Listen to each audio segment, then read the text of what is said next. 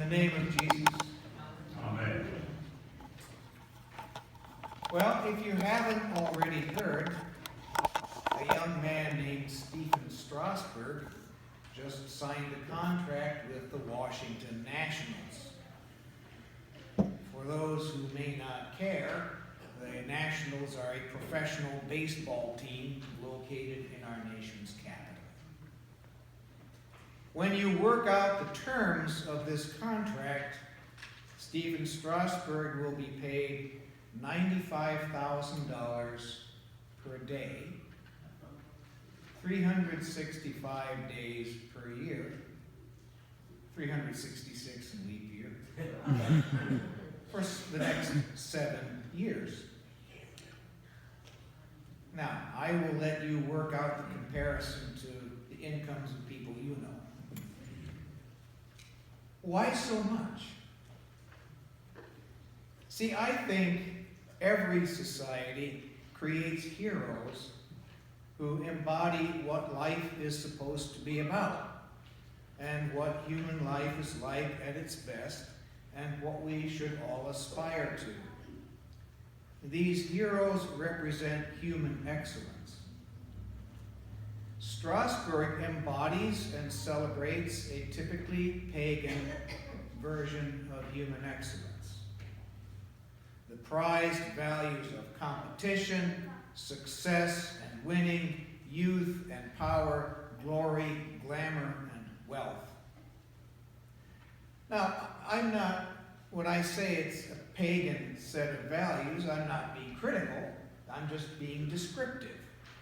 And I'm certainly not saying that Stephen Strasburg is a pagan, because I don't know him at all. But the values that he represents are the typical values that have been lionized by all pagan societies through all of history. But today, we're getting a different version of what it means to be fully and excellently human, of what life is like at its best. We're getting it from a worried man who has just learned that his fiancée is pregnant, and he knows he didn't do it, and he's trying to man up and do the right thing. So what does it mean in his situation to act right, to act like a really good man?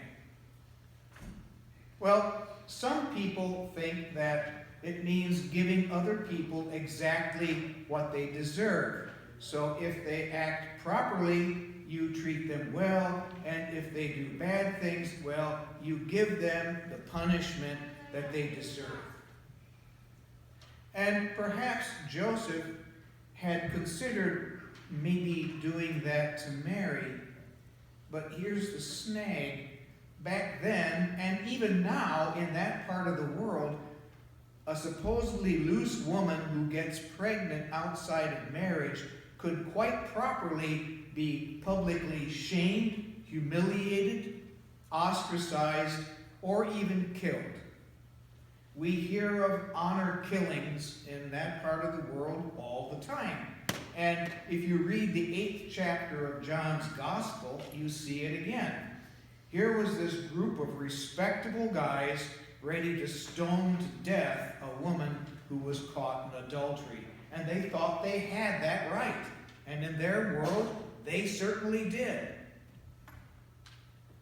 This is my problem with the idea that it is enough just smugly to give people what we think they deserve. Because how do we even know what that is? Life has too many gray areas. There's too much we don't know about what other people have to deal with. It's too easy to practice little pieties and proprieties against those whose lives are simply not as simple as ours. If all we want to do is give people what we think they have coming to them, we can end up being far too cruel toward people like Mary, who seem to be in the wrong, but have a story that we need to listen to. And it happens all the time. Well, Joseph rises above this. He's too good a man just for that. being a righteous man and unwilling to expose her to public disgrace, it says. I really love that. I really like that. Call him a nice guy or a kind man. He has sympathetic feelings for Mary. I mean, this is the woman he wanted to marry. So he wants to just kind of step away from this without being cruel. Then again, what Mary's going to do as a single mother, or how she'll manage the village gossip, or what's going to happen to this child, well, that's not really his concern, is it? You know? He doesn't really want to have anything to do with the messiness of Mary's life, because that's Mary's issue. She kind of made her own bed. But he doesn't want to be nasty about it. Now here's where it gets a little complicated for us, because I understand that there are times when that approach might be the right thing to do. Our faith does not demand that we automatically get dragged into responsibility for everybody's problem, you know? In fact, here's the point. When you try to turn our faith into a formula for a certain standard kind of conduct, you distort what our faith says. Our faith is not some sort of formula for figuring out what we have to do in every situation because you just input this and no. Our faith is about listening to God.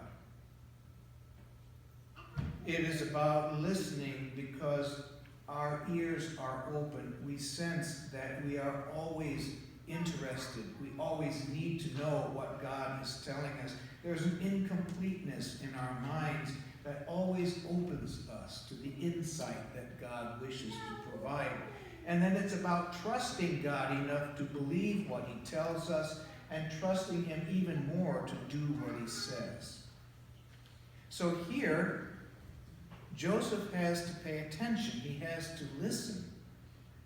And notice, God gets through to him not when Joseph is thinking things out rationally the way he always does. No, God gets through to him when he's off guard, when his normal mode of thinking is suspended, when he's asleep and dreaming. And God likes to do that sometimes. He gets through to us when we're not quite sure of ourselves. Somebody that we normally wouldn't listen to. Some situation that's different. And then the question is not, what am I supposed to do to be considered a decent human being? No, the core of the question is, where is God? Where do I meet God? How do I get involved in what God is doing in this place, in this world? How does God pull me into the life that he is living in this place where I am living? That's really what it's all about, and that is the exciting but disturbingly open question of faith. So let's see how it all works out for this good man Joseph. What do I do? What does God ask of him? Well, Joseph, take Mary as your wife. I know you're worried, you've got concerns, there's stuff you're not sure about. Despite the fact that the child you are rearing is not going to be your own biologically, Joseph, take Mary as your wife, and love, comfort, honor, and keep her in sickness and in health, forsaking all others, and rear this child. Joseph, in other words, is called to enter into community with someone who isn't making it terribly easy for him. It would be so much easier if Mary just weren't pregnant. You know, there are times like this when we have to suspend our doubts and concerns and suspicions, when we have to enter into this deep mystery of what God is doing. without knowing where it's all going or what the answer is going to be. We must make common cause with those who present us with complications. And the reason we do this is simply that we meet God there, in companionship with them. Why does God have to make it so complicated? I don't know. Sometimes I wish he didn't, but it seems like he does, at least at times like this when his son was born.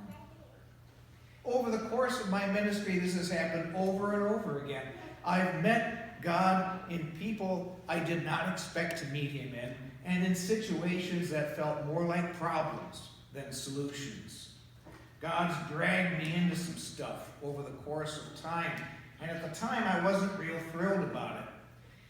If we expect God simply to make life easy for us, we will often miss out on what he is doing.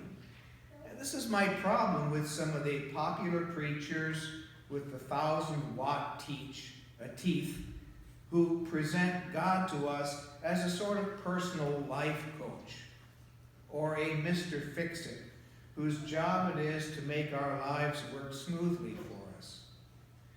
No, God is concerned with far bigger issues than just my personal satisfaction.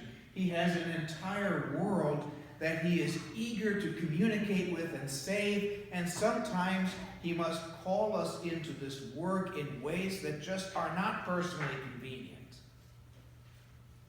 But this is the essence of human excellence, as we understand it. It is our willingness, our openness to be drawn into partnership with God in the great work he is doing all through his world. Even if that partnership is sometimes inconvenient, challenging, and humbling for us when he does so. The great work of forgiving and reconciling. The great work of healing and restoring the sick and broken. The great work of embracing the people who are slipping off the edges and falling away. Joseph could have quietly just, set Mary aside, married some nice girl from the village, and lived a pleasant, conventional life in Nazareth. But look what he would have missed.